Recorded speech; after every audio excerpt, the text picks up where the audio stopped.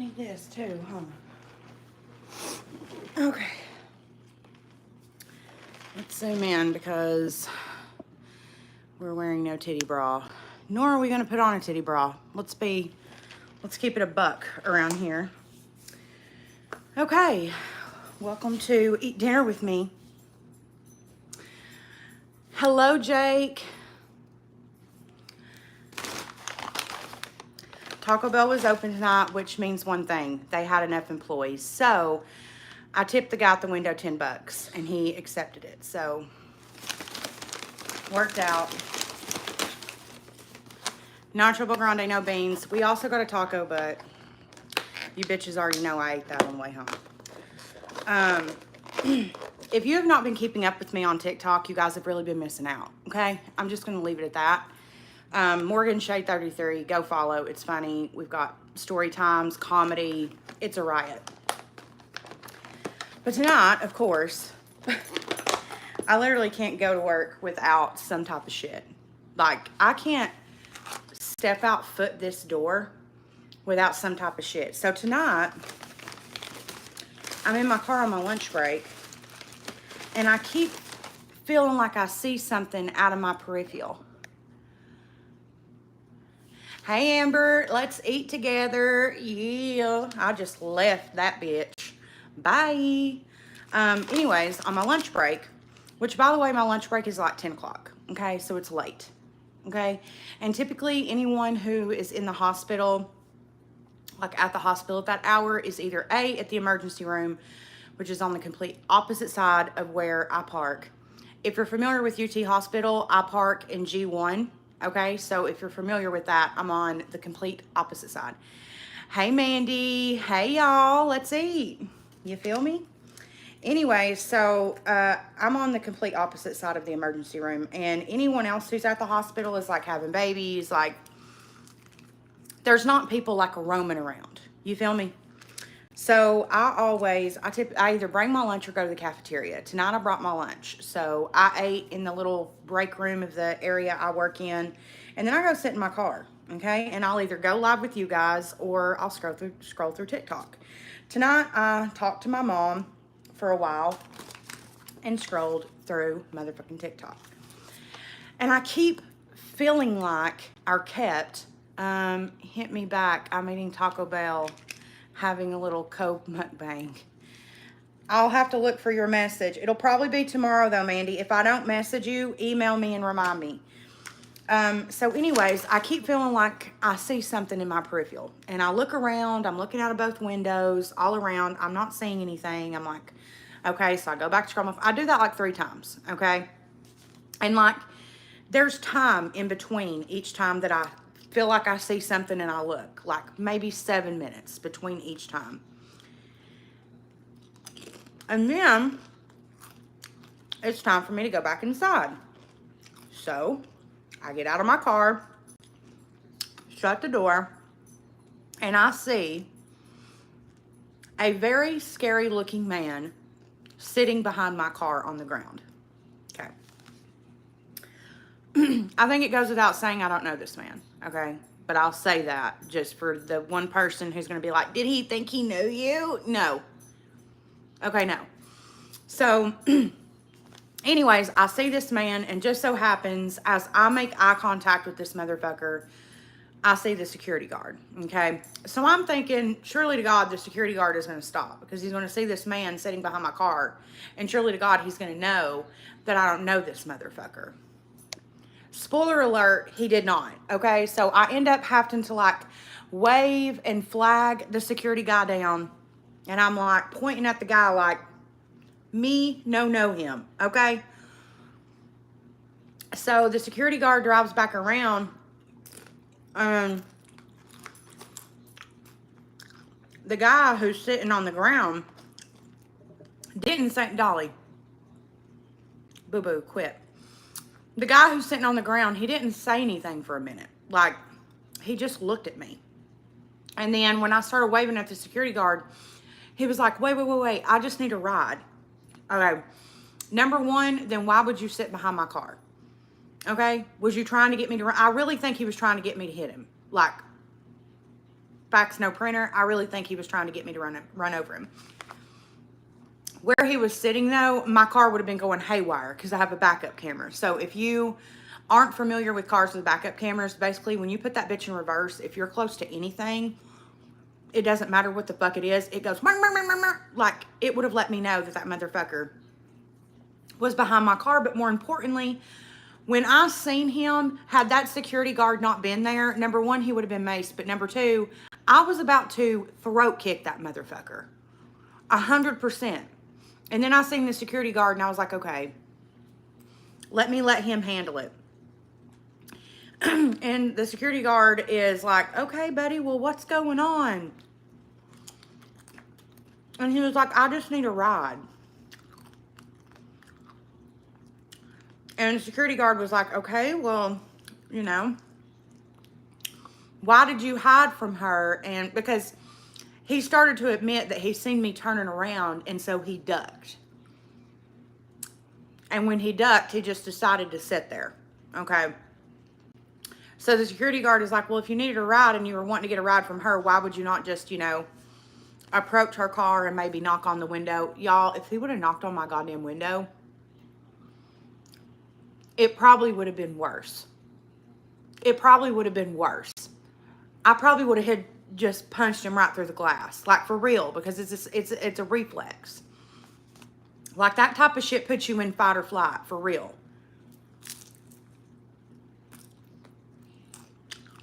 And then the security guard was like, well, I got it. Okay. And so literally I told everybody I work with, when you leave tonight, please check the back of your car. Especially if you don't have a back, even if you do have a backup cam, just check behind your car and make sure there's nobody just fucking sitting there. I swear to God, I cannot go to work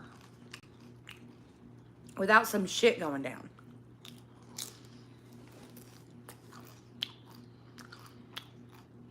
Which, don't get me wrong,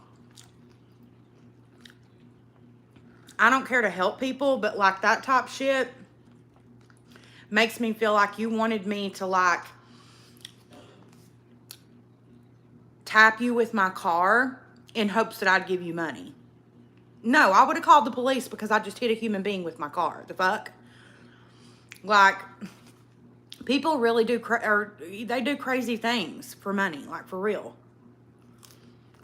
I mean, you have half of the DIY girls on YouTube, bitches who really used to, you know, show you how to get a $20 prom dress on Wish and make it cute, busting their pussy wide open on OnlyFans.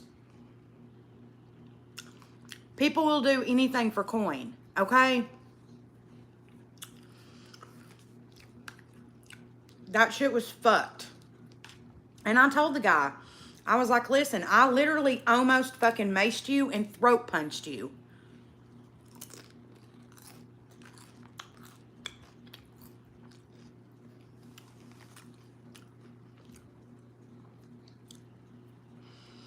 Amber, I think that's something's been going around in all the hospitals because we had the same situation over at UT. Week before last. People are just desperate for money right now. I literally saw a guy, me and Chris did, a couple weeks ago, holding a sign. Now, if you're not familiar with Knoxville, you're not going to know what this means, but I'm going to kind of try to explain it. He was holding a sign off the Cedar Bluff exit. Okay. Cedar Bluff is in a very ritzy part of Knoxville, okay? There's north, south, and east and west Knoxville, okay? West Knoxville is where the money rolls, okay? That's where people with money live. I mean, obviously, all parts of Knoxville have all kinds of kinds. But for the better part, anyone from Knoxville will tell you that West Knoxville is the bougie part of Knoxville, okay? So we seen this man off the Cedar Bluff exit holding a sign, and he had a bucket. And he had a Shepsky, which if you don't know me, if you're new to my channel, I have a Shepsky. So when I seen him and Chris seen him, Chris, it doesn't matter who you are. It doesn't matter. Like, Chris will give money to literally anyone, okay? So we give him a $20 bill. And he says, God bless, whatever. We go and run our errands. We went to Dick's Sport Goods to get me a new pair of shoes for work. We go to get my shoes. We're in there for a while, and then we go and eat. So we were probably off to Cedar Bluff exit for maybe 3 hours. I probably spent almost 2 hours in Dick's Sporting Goods, no cap. So when we go to leave, and we're at a red light, I can't remember the name of that fucking road, but it connects to Cedar Bluff. And it's like where Dick's Sporting Goods is and Best Buy and all that, if you're familiar with Knoxville. We're at like that traffic light. And I see the fucking guy, and I'm like, Chris, that's that guy that we just gave $20 to. Y'all, he was getting in a Porsche. A fucking Porsche. I was like, okay. And he didn't have the dog, which was because we seen him walking towards the car. He had the sign. And then he had like a long sleeve, like zip up, kind of like breeze like jacket. I mean, he did not look great off the exit, but he looked a little better when he was walking towards his car, but he was wearing the same hat, and it was like a veteran hat. But he had like this zip up, like breeze jacket that he was wearing when he was standing off the exit, and he takes it off, you guys. Folds the sign up, puts it inside of the jacket. We see him open. Literally the light turned green, and I seen the back of that Porsche, like SUV. I saw the back pop open, and I was like, okay, that cannot be. He's not walking to that Porsche. And I'm like breaking my neck looking, like for real, like if this motherfucker gets in that fucking Porsche. He did. He did. He got in the Porsche. Spoiler alert. Material girl. Period.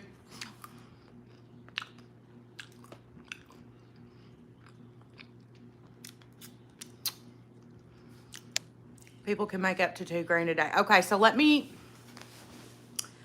get real right now. So when I was on drugs, I used to panhandle. It was after my nanny had died, and this is a trigger warning to anyone who is either currently in their addiction or is triggered by specific drugs or talk about addiction. Please just go ahead and click out of this live.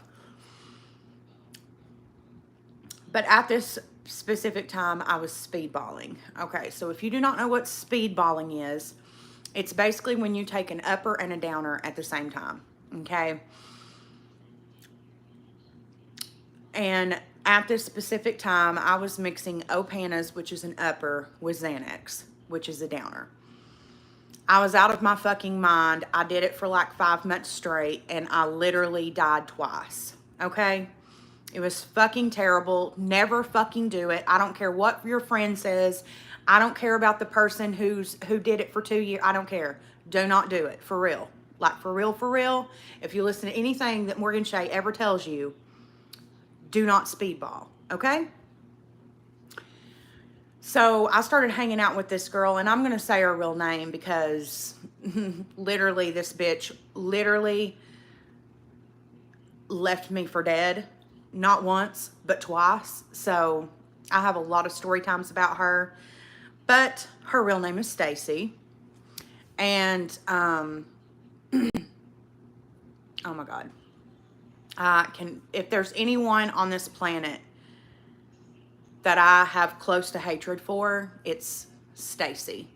I almost said her full name, but I stopped myself. If you've seen the eye twitch, I thought about it. Anyways, so she had talked me into going panhandling with her. And the thing about when you speedball is when whatever you're mixing, whenever it first hits you, you do have a rush, but that very slowly goes away. And you very quickly start to nod out. That's what it's known as. And if you see people on the street that look like they're dancing, but they're also asleep, they're either speedballing or they're on fentanyl. That's typically what it is. If they're just gyrating around, dance like ants in the pants, that's typically meth. Anyways, I digress. So, we get to the area where we're doing it. And the first place she wanted to go, I was like, absolutely fucking not. I know everybody in this she wanted to go goddamn panhandling in halls. I was like, absolutely fucking not. I know every motherfucker here. I'm not doing it. I didn't spend probably any of my addiction in halls. Like, I disappeared from halls. So we ended up going all the way to Jefferson City, Tennessee. If you are familiar with Tennessee, East Tennessee in particular, then you know that Jefferson City is about 45 fucking minutes away from Knoxville, okay? So by the time we get to Jefferson City, we're fucked. Like, I am completely gone. I do not remember panhandling at all.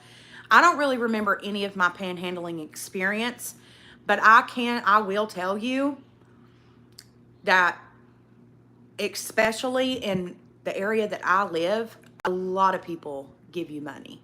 A lot of people help you. So when you are claiming to be a homeless veteran on the side of the street panhandling, I mean, I think we put on our sign that we were homeless, which was not a lie.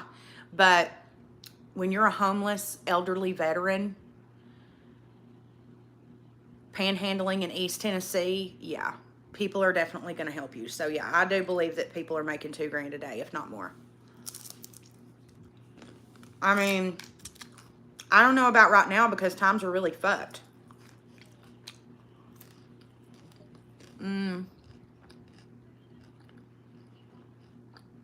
Yeah. Literally.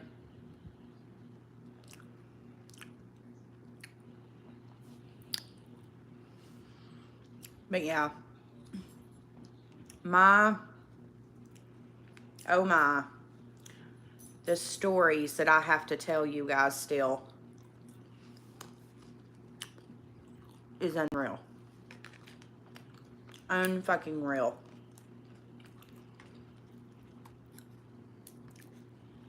But yeah.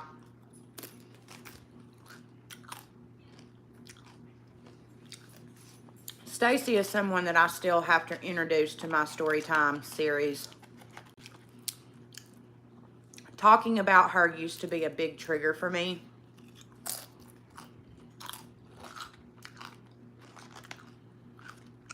So that's the main reason I didn't talk about her, because she used to be a big trigger for me. She's not anymore.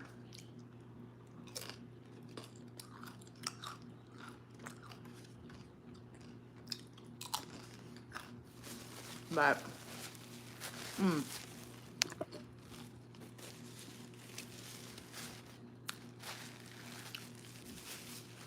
no, Mandy. I don't,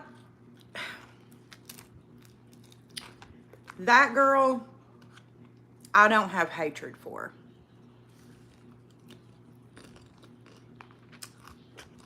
I genuinely cared about her. And I felt as though she was genuinely my friend, but she wasn't. And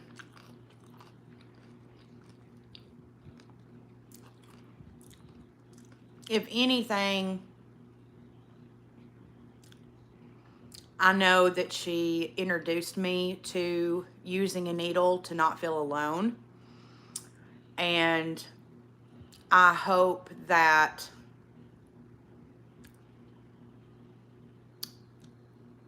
when she gets out, that she stays sober for her kids. That's what I hope for her.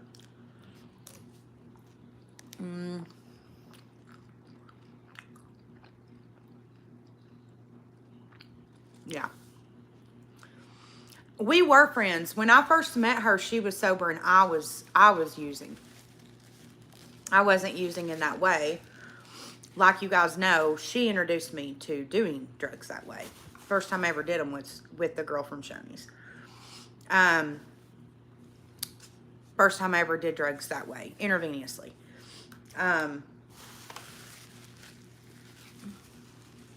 But so I know she's a good person, and I know she did care about me at one point, but when our friendship ended, no.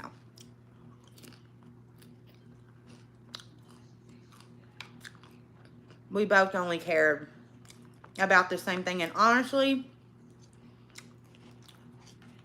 she was at the beginning of my addiction. Things had just started when I met her, because she introduced me to it, doing drugs that way. So that's when things had just really took off.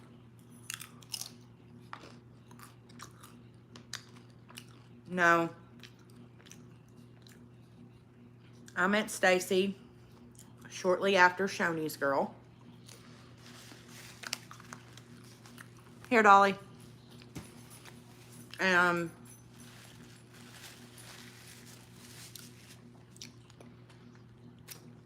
If you watched my DEA story time, I can't remember what I named that girl. But the girl that I mentioned in the DEA story time, she warned me about Stacy. And said, you need to stay the fuck away from her. She's absolutely, like, too far gone. She's off the rocker. And I felt bad for her because everybody shaded her in the drug world in Knoxville. Nobody will fuck with her. Even to this day, as far as I know, unless things have desperately changed, she couldn't even get drugs for herself. So she always had to have somebody running with her in order to get drugs, because no drug dealer would meet with her, talk with her, anything.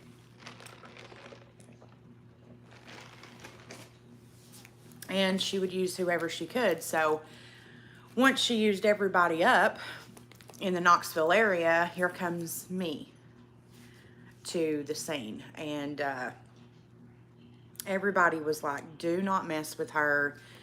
Do not, do not, do not, do not. And she pulled me in, and the rest is history. Put me on down, trying to be sensitive with words, and I ended up detoxing her for me. I was going to my husband.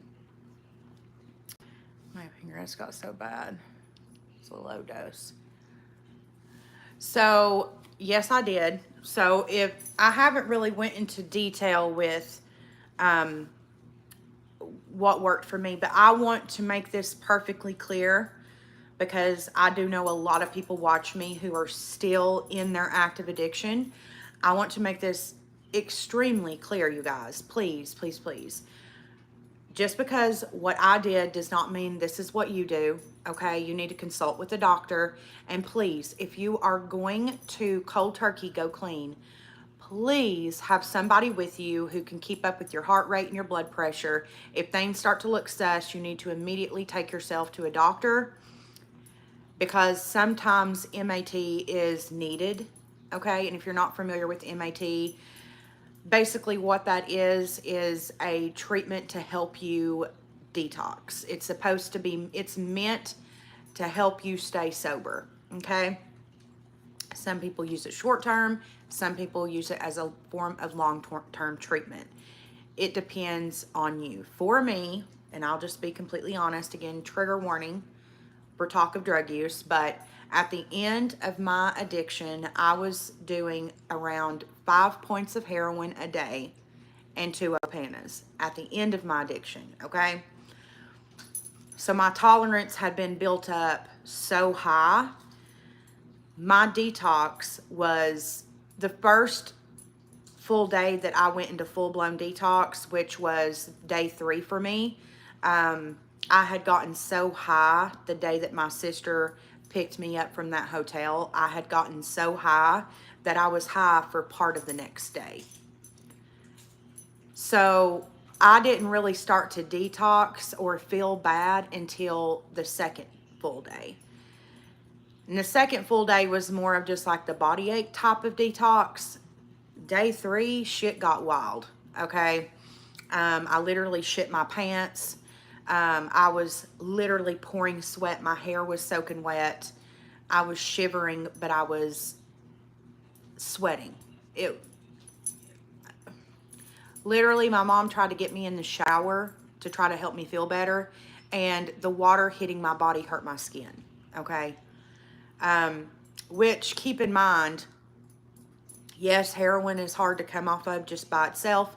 But at the time that I got sober, which was it was a little over 6.5 years ago, at that point, fentanyl had already entered the game.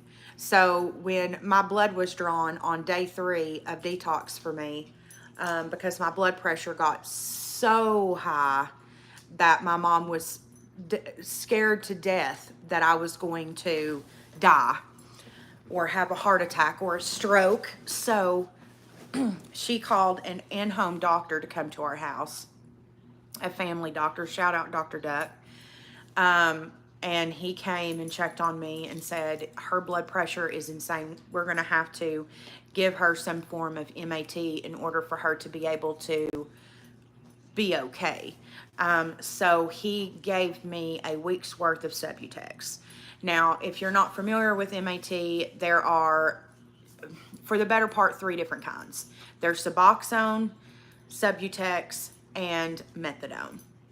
In my personal opinion, I will never recommend for anyone to try Methadone. Okay, if your doctor recommends that to you first, that's not normal. Okay, he should not be. He should not be. In any case that I've ever heard, and I have studied treatment for the past 6 years. I think I have a pretty good idea. Methadone should never be the first option. Okay, so if you go to a doctor and he insists that, try to get yourself a second opinion before you go with that. But I was given a week's worth of Subutex, and he said that if I needed another script, I could just come back. However, I took it for 2 days and then I flushed the rest down the trash. So, or down the commode. So I did, but only for a couple of days. Let's see. Do you have any advice of dealing with peer pressure from coworkers who offer you weed, but I don't want to do it? Okay, so here's the thing. I'm going to be perfectly honest here, okay? Are those people going to be paying for your habit? Are those people living your life for you? Okay? Are those people going to be in your life 20 years from now? Probably not. When someone is peer pressuring you, it is because they have some type of feeling about what they're doing. So they're trying to pull somebody else in to their bullshit. Okay? If you do not want to smoke weed, don't smoke weed. Okay? Don't do it. With the peer pressure, just let them know, like, yo, it's just not for me, bro. You all live it up, but it's not for me. If you find yourself starting to feel any type of emotions by saying no, if it starts to make you feel like, I don't know how else to explain this, but if you start to feel yourself desiring it and you don't understand why, that is a sign of addictive personality. And for you, it's probably better that you just pass. Just keep that in mind. Just, keep an eye on your personality. That's one of the main reasons why I haven't dipped my toe into marijuana, is because I know that I have an addictive personality. And even though, I have 2 people that I sponsor, and part of their recovery journey is marijuana. If it's part of your recovery journey, that's fine. And that's the other thing that I always like to remind people in their recovery. Your journey very well will be different than mine, and that's fine. Not everybody can cold turkey it. Cold turkey is not for everybody. And always consult with the doctor. Please, please, please, please consult with the doctor. But I am an advocate against methadone. I will say that. I am an advocate against it. You know, a person in my family member who got sober, her doctor, first thing he recommended to her was methadone. She was taking she was prescribed 4 of those wafers a day. And fast forward 8 years, she's still on them, still on the same dose. And when she got sober, she literally had to be strapped down to a bed because they thought that she was faking her withdrawal symptoms so bad. Had to be hospitalized. I don't say that to scare anyone who is currently using methadone. I say that as a precaution. If you are currently prescribed methadone and you maybe want to switch, or you have concerns about being prescribed it, consult with your doctor. Everybody's different. Everybody's recovery path is different. Just for me, I would never say let that be the first option. That's just me, okay? But everybody has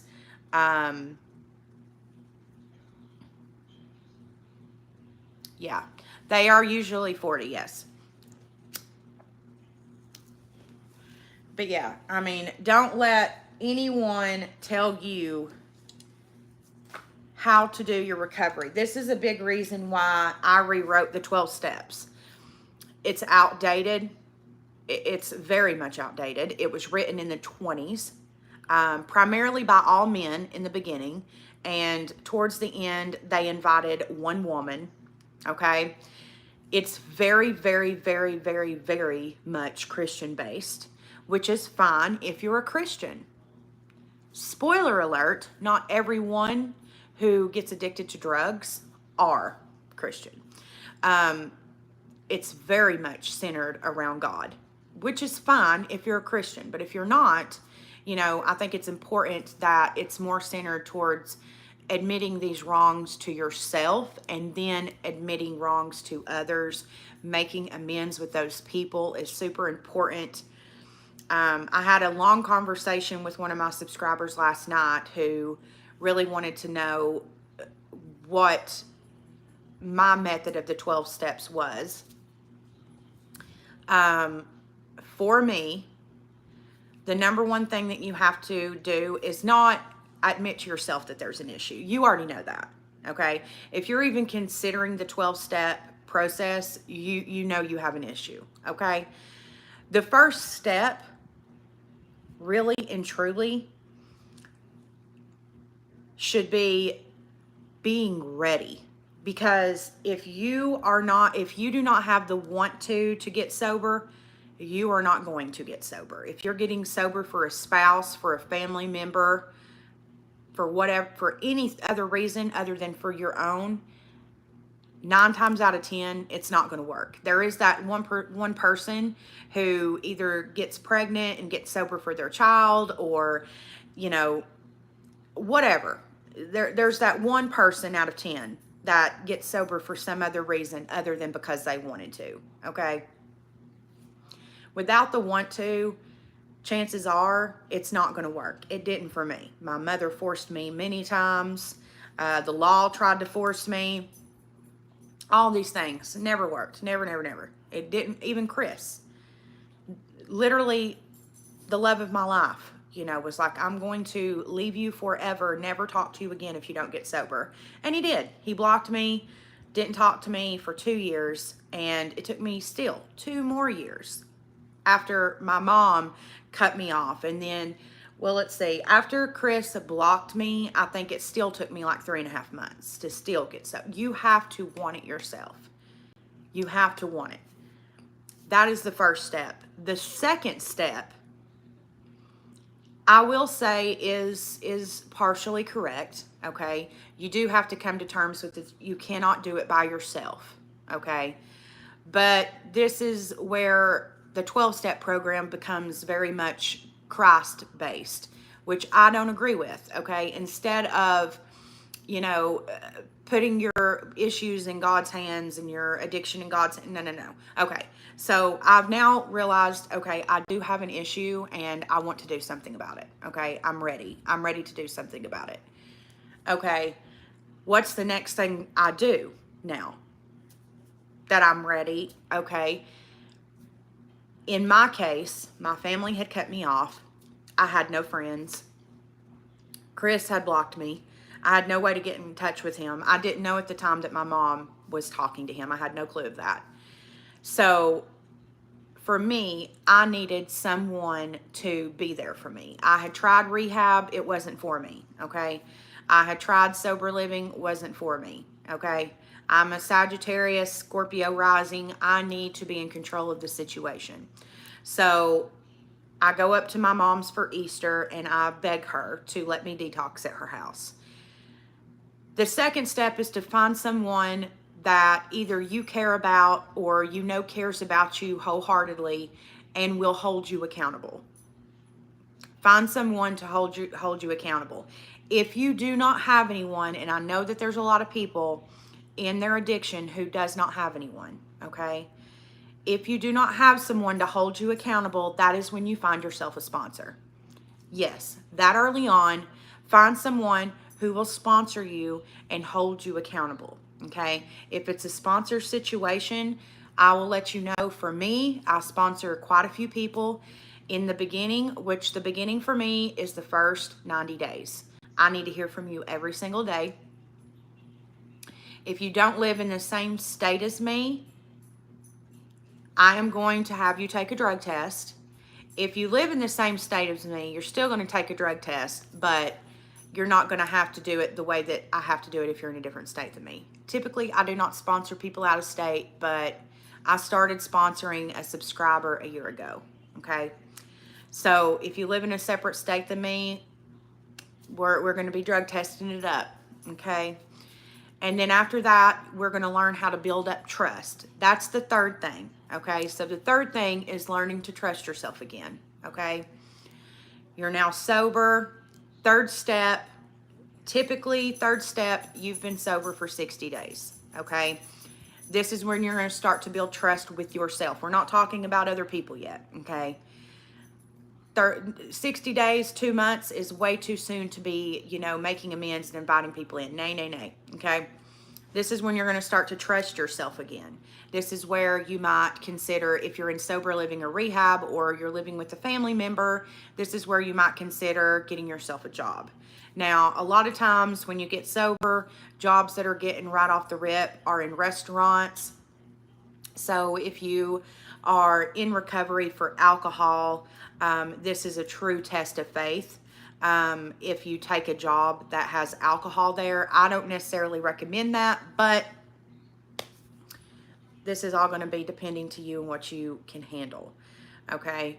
Fourth step, after you trust yourself, it's now time that you make amends with people, okay? So step number 4 is you make a list of all of the people that you harmed during your addiction. Now, the only difference, which this is the same as it is in the 12 step, is you do not add people to that list that it's either going to hurt you or hurt that person if you make that amends. For example, and this is a very current themed one, that's why I'm going to use it as an example. If you robbed your drug dealer, that is not someone that we're going to make amends with, okay? Because that's a dangerous situation for you to then go to your drug dealer and say, hey, remember that $2,000 worth of dope I stole? Sorry. Like, no, we're not going to be making amends with drug dealers. We're not going to be making amends with people that we ran with. None of that. Now, step 5 in my process is one that is either a make or break situation, okay? Step 5 means you're 6 months sober, okay? For the last 6 months, you've not had a phone. You've not been on technology for 6 months if I sponsor you. Yes, ma'am. Yes, ma'am. Yes, sir. You can have yourself a little throwaway track phone, flip phone. That's it. And the only numbers that you have in it is your people, okay? Your family, your sponsor. That's it. No friends, nay, okay? You then, on step 5, you've got 6 months sober. You can have a lot of people, and what I did was I got a whole brand new phone, which is what I recommend. If you can afford that, if you have someone in your life who will either help you, or if you've gotten your job and you can afford yourself a new phone, I recommend new phones. I do not recommend your old life device, which is what I call them, old life device, which my mom still has mine. That's holding on to that person because part of drug use today is messaging your dealer over social media, primarily Facebook Messenger. Okay. So typically, I started a new Facebook. I think that it's important that you do that. Most importantly, it's important that you don't use your old life device. So if you can, you get a new device and you slowly but surely step your foot back into social media. And if at any point any of these things feel like it's too soon or not right, then that's not your journey, okay? Maybe you wait till you're 8 months sober or a year or whatever the case, okay? Step 6. This is when you bring some you humble yourself a little bit, okay? And this is where you either go and donate your time to a soup kitchen, or you go and speak and tell your story at an NA or AA. You go and donate your time at a sober living house. You pay for someone to get into a sober living house.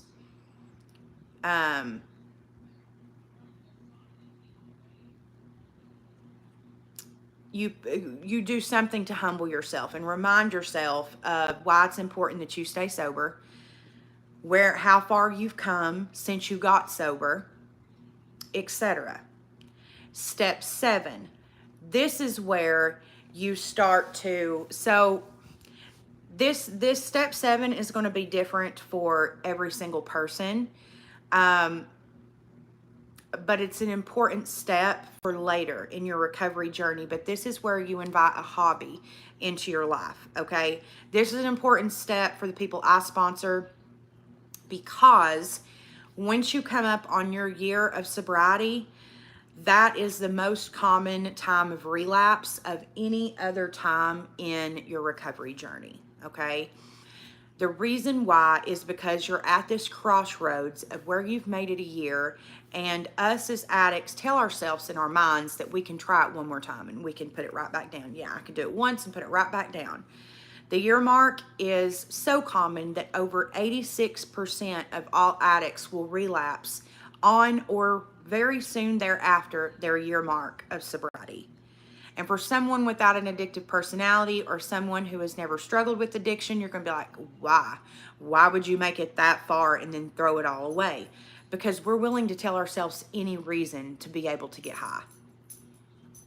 And that's one of them. Oh, well, I've made it a year. I could totally do it.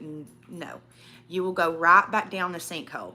So step 7 is super important. This is where you find yourself a hobby, whether that be, painting, sculpting, singing, doing makeup, making TikTok videos, telling your story, being a sponsor, which I don't recommend. I don't really recommend being a sponsor as a hobby because I don't agree with that. But whether it be, spreading awareness for, drug addiction or alcoholism or whatever the case. Find yourself a hobby. Step 8. Step 8 means that you have been sober for 1 year. And typically what they always say in the 12-step program is that you need to be sober a year before you enter a relationship. I'm going to be perfectly real with you guys. I don't agree with that. I don't. I believe that as human beings, we crave to have human intimacy and touch, okay? However, I do believe that we can replace our addiction to drugs to being addicted to a person, okay? So I do think that we take baby steps, okay? We take it super slow. We're honest with that person. Let them know, listen, I am a recovering addict. I am in my recovery journey. I'm X amount months. Please do not get into no relationship right off the rip, okay? But let them know I'm in recovery for X amount of months, okay? And just be honest with them, okay? Me and Chris got together around 4 months sober for me. So it's different for every person, but I do not believe we put a actual timeline on when someone should be able to get in a relationship. But step 8 is super duper important. And this is where you are going to write out your obituary. Why is this important? Because you've been sober a year at this point, right? And it's important that you remember where you came from, and this will remind you what you escaped, which is death. And you're going to read that obituary to either your significant other, if you're in a relationship, a parent, someone that you've made amends with. And it's super important that you write it out and you read it aloud. Okay? Step 9 is the same. You are going to write down some of the things that you did while you were in your addiction, and you are going to make your admittance. You are going to admit to the things that you did. For me and the people I sponsor, we invite a small group of people. If they're in a relationship, their significant other, their parents, grandparents, aunts, uncles, whomever cares about them. It's a judgment-free zone, but it's a way that they can release a lot of the burdens that they're holding on. It's important that, you know, not everybody can afford therapy. So it's important that they're able to release the things that are going to constantly run through your head, because they are. That's just the way that it is. Step 10. This is a really cool moment, because at this point you have a year and a half. This is a time to be celebrated, because you're halfway to 2 years, which it's a very small percentage. I believe it's 23%. It might be smaller than that, of recovering addicts make it to 2 years sober before relapse.